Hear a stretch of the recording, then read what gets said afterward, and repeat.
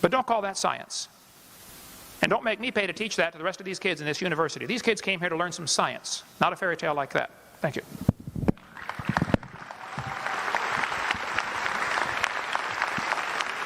Dr. Hovind, the next question will be posed to you. You'll have 7 minutes, and then the evolutionists will have 3 minutes.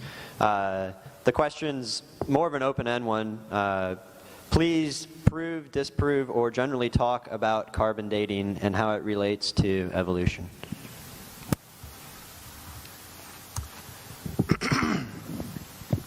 Get my projector on here.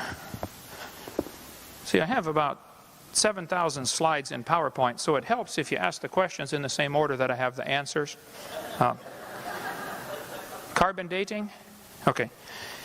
Carbon dating, actually fossils are dated by their position in the geologic column. They are not dated by carbon dating or potassium, argon, rubidium, strontium, lead-208, lead-206. None of those matter. A fossil is dated by the position in the geologic column. They're called index fossils.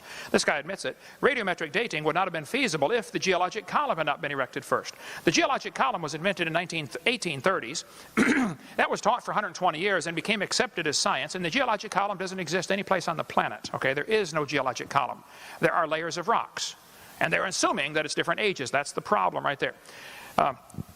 This guy says fossils have been and still are the best and most accurate method of dating and correlating the rocks in which they occur.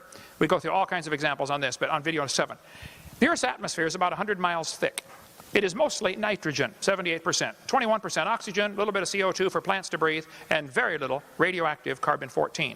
0.0000765%.